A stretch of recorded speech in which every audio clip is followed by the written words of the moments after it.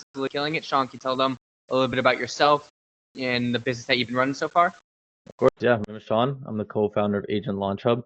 It's a real estate marketing consultancy, and the nature of most of our deals right now is coming from outbound. Right, so we help agents scale to an additional 1 to 2 deals per month. I'm a realtor myself as well, so we've been doing it for about a year, and it's been mainly outbound. We're launching inbound as well, but with what was happening with outbound, it was going well. We were bringing in a good amount of deals, good amount of leads coming in, but we wanted to expand our business, and that's when I met Ben, and yeah, our relationship's been awesome, and he's been able to bring in some killer cold colors, which I think we'll go ahead and expand on. Hell yeah. So can you tell me a little bit about what you're doing with outbound, before you hopped on our first call? Yeah, so I'm sure if you're watching this right now, you're probably looking into getting some sort of callers coming in. I went through it all, looked through Upwork, Fiverr, Facebook groups, everything. I was able to get 2 good callers, right? But that came as a result of so much testing. And honestly, with the competitive prices that Ben's team has, I've seen more value come out of that. Honestly, the only reason that I would say one of our callers is good, we've had her for a year, right? And that's a lot of training to do, teaching them on that. And with Ben's product, the reason it's been working for us is they're actually training the cold callers in the back end, right? It's saving a lot of time for us. And most of my, like the 2 cold callers that I was with, they are with from Philippines right now. But again, I didn't just find 2 right away and I was good to go with them. The main thing was I think I've burned through like 4 or 5 cold callers who really provided no value.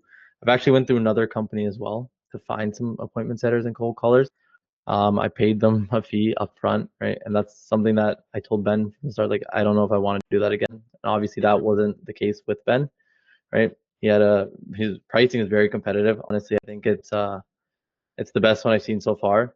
And even hiring out from other companies, I haven't seen it yield a result like we've seen with Ben. Hell yeah. So I know before you started going with us, we maybe had like 5 or 6 calls, and you told me you wanted to think about it for so long. So what was kind of that final last straw that made you want to go with us instead of, like thinking about it over and over like, a bunch of other people?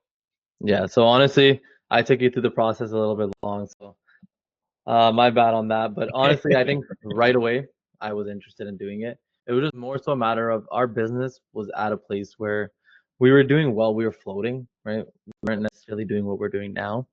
We weren't as consistent as well.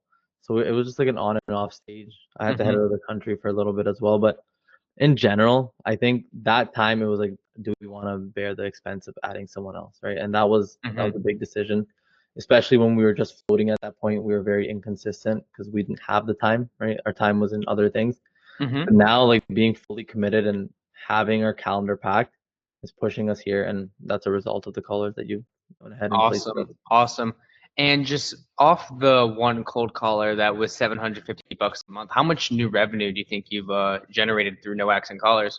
So we worked 1 month so far, right? So Yep. 750. Um, the second invoice we just paid it's for this one. So yeah, based on the 750 we paid so far, we brought in, I want to say, to be exact, in Canadian dollars, I think we brought in $14,000 in revenue. Nice. Yeah. Nice. Nice. Well, Sean, thank you for your time. You have a good one.